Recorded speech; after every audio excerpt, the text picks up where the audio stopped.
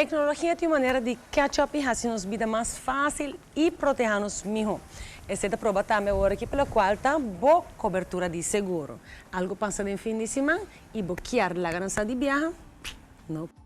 Enya seu serviço para complacer sua clientela está sigue crescer. E agora com dois serviços novos, riba na lista, você com Enya está a agência de seguro com o coração para sua gente. Ja, we hebben gemerkt uit reacties ook van klanten dat men het best wel graag met Enya zaken wil doen. En dat het op zich in het kader van een stukje moderne ontwikkeling, dat men dat ook graag vanuit huis wil doen online. Daar hebben we goed naar gekeken. We hebben ook gezegd van wij willen in onze nieuwe campagne daar ook heel nadrukkelijk aandacht voor vragen. We hebben de mogelijkheden nu geboden.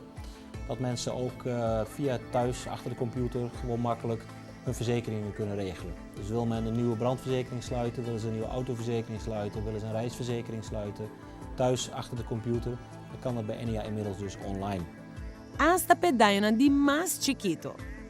Dus in het kader van een stuk service, een stuk gemak, op het tijdstip dat de klant het beste uitkomt, kan die altijd met Enya in contact treden, of om een nieuwe verzekering te sluiten, of in ieder geval wijzigingen door te geven, of ook een eenvoudige schade te melden.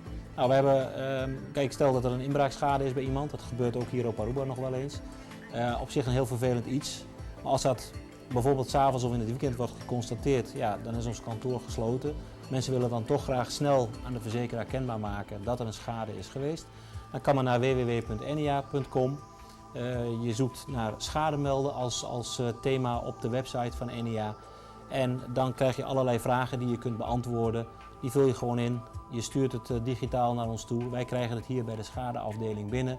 Die kunnen op dat moment de eerste beoordeling doen van de schade. Wat is het precies geweest? Wanneer is het gebeurd? En kunnen vervolgens ook heel gericht met de klant indien nodig contact zoeken om aanvullende informatie te krijgen. Of om de klant te adviseren wat moet ik nu verder gaan doen, welke stappen moet ik ondernemen, et cetera, et cetera. Maar het is vooral van belang dat iemand op het door hem of haar gewenste tijdstip zelf alvast die melding kan gaan doen.